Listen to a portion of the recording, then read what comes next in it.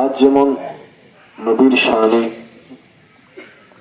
নবীর রিসালাতের স্লোগানে এই জায়গায় যেভাবে আমরা একত্রিত হতে পেরেছি, রব্বুল আলামিন যেন আমাদের নসিব একটু দয়া করেন, হাসরের ময়দানে যেন নবীর পিছনে লেগে স্লোগান দিয়ে যেতে পারে।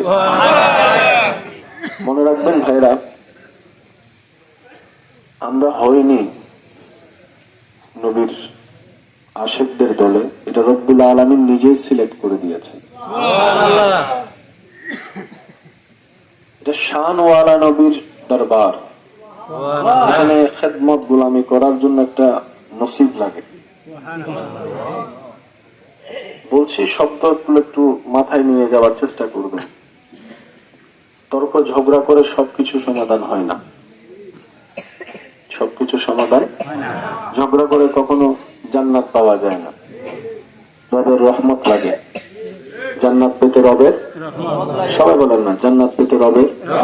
এই শব্দটার সাথে পৃথিবীর কারো দ্বিমত নেই, সবাই জানে জান্নাত পেতে রবের রহমত লাগে, সুন্দর জীবনের জন্য রবের রহমত লাগে, আনন্দ উপভোগ করার জন্য রবের রহমত লাগে, খাবার খাওয়ার জন্য রবের রহমত লাগে, সুপারিশ পাওয়ার জন্য রবের রহমত লাগে।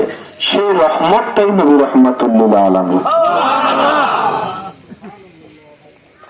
আমরা আমাদের জায়গায় বড় দুর্বল, আমাদের আমলি জায়গাটা বড় নড়ছড় দুর্বল, সেটা আমরা জানি, সবাই মানি।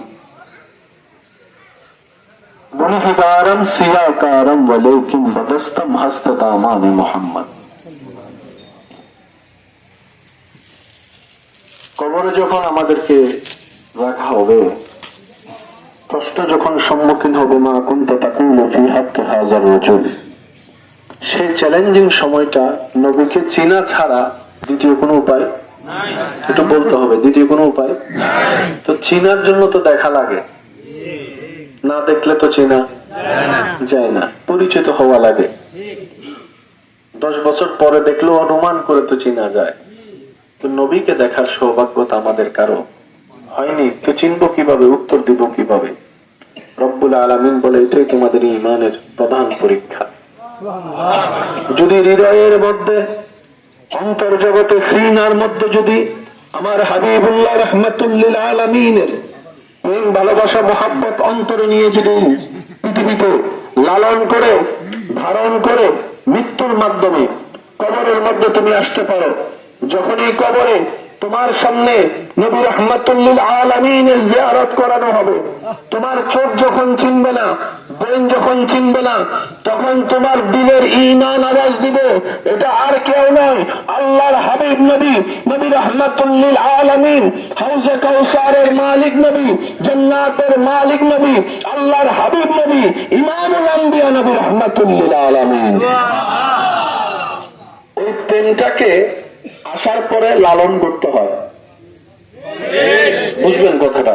প্রেম আসলে কাজ শেষ না, এটাকে লালন করতে হয়, একটু ঘষা মাজা করতে হয়, বলেন একটু ঘষা মাজা, একটু নাড়াচাড়া, একটু অনুভব, একটু বাড়াইতে হয়, একটু কমাইতে হয়, মোটামুটি একটু টাচে থাকতে হয়। ওই 1000টা টাচের পদ্ধতির একটা পদ্ধতি হচ্ছে জস্তে জুলুস ঈদ মিলাদুল্লাহ। আল্লাহ তাআলা আমাদেরকে সম্পৃক্ত থাকার তৌফিক দান করুন, আমিন।